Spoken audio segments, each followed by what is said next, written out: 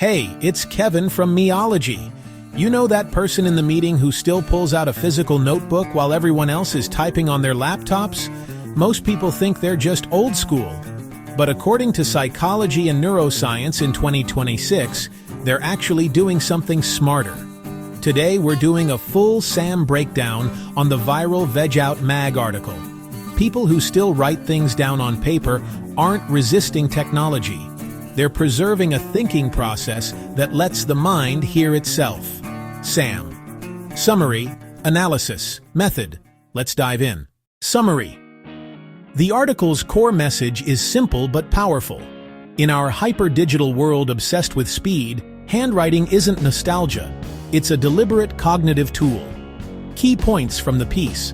Handwriting creates a multi-sensory experience. Hand movement, visual feedback of letters forming, language processing all happening together. This triggers embodied cognition. Your whole body participates in thinking. Typing is faster, but more passive. Your fingers move the same way for every letter, so your brain doesn't engage as deeply. The slowness of handwriting acts like a filter. Weak ideas drop away. Stronger ones develop.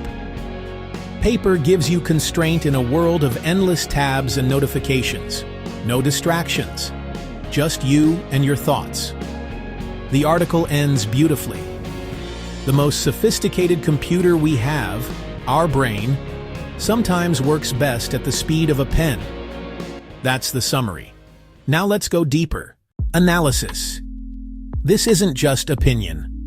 The science backs it up strongly.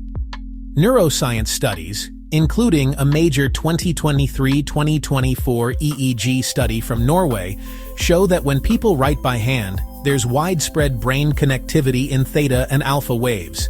The frequencies link to memory formation, learning, and sensoromotor integration. Typing barely lights up the same networks.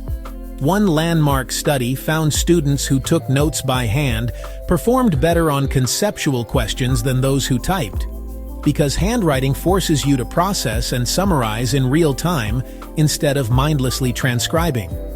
Laura Deutsch and others put it well. Handwriting connects you with the words, so your brain can truly understand and learn from them. Think about it in your own life. Ever typed meeting notes and later had no idea what you wrote? But handwritten ideas from a year ago still feel vivid? That's the difference. Digital tools excel at storage and speed. Analog excels at depth and retention. The article nails the cultural trap we're in. We've confused efficiency with effectiveness. We chase faster input while our thinking quality suffers. Paper forces presence. It lets the mind hear itself. And it's not anti-tech, it's pro-balance. Use keyboards for drafting long documents or sharing. Use paper for complex problem-solving, idea generation, and processing emotions.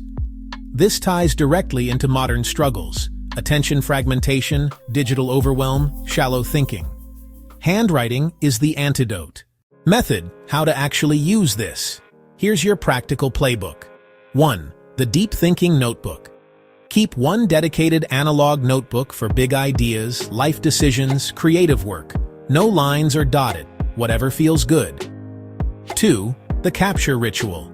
Every morning or before important work, 10-15 minutes of freehand writing, no typing, just brain dump. Watch how ideas evolve. 3. Meeting, learning hybrid. Take initial notes by hand. Transfer key points to digital later. You get the cognitive benefits plus searchability. 4. The slow filter. When stuck on a problem, write it out longhand. The slowness forces clarity. 5. Start small. Buy one nice notebook and pen today. Use it for your next journal entry or to-do list. Notice how different it feels. Pro tip: combine with your sleep tracking frustration from earlier. Keep a paper sleep journal next to your bed. No phone. Fewer false awake readings and better reflection. Wrap up. The future of thinking might involve more ink-stained fingers than we expected. You don't have to choose sides in some fake analog vs digital war. The smartest approach is bilingual. Master both tools and use each for what it does best. If this resonated, drop a comment. Do you still write on paper? And tell me one thing you'll try this week.